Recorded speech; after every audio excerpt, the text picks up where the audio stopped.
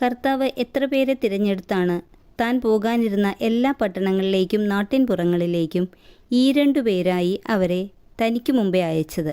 72 പേരെ. പിശാചുക്കൾ നിങ്ങൾക്ക് കീഴടങ്ങുന്നു എന്നതിൽ നിങ്ങൾ സന്തോഷിക്കേണ്ട, മറിച്ച് എന്തിലാണ് നിങ്ങൾ സന്തോഷിക്കേണ്ടതെന്നാണ് മടങ്ങി വന്ന 72 പേരോടുമായി കർത്താവ് പറഞ്ഞത്. നിങ്ങളുടെ പേരുകൾ സ്വർഗത്തിൽ എഴുതപ്പെട്ടിരിക്കുന്നു എന്നതിൽ. നീ ആകാശത്തോളം ഉയർത്തപ്പെട്ടിരിക്കുന്നുവെന്നോ നീ പാതാളത്തോളം താഴ്ത്തപ്പെടും എന്ന് യേശു പറഞ്ഞത് ഏതു പ്രദേശത്തെക്കുറിച്ചാണ്? കഫർനാം.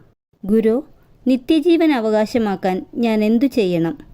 ആരാണ് യേശുവിനെ പരീക്ഷിക്കുവാൻ ഇപ്രകാരം ചോദിച്ചത്? ഒരു നിയമജ്ഞൻ.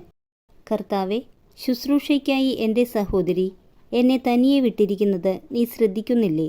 എന്നെ സഹായിക്കാൻ അവളോട് പറയുക. ആരാണ് ഇപ്രകാരം പറഞ്ഞത്? മർത്ത.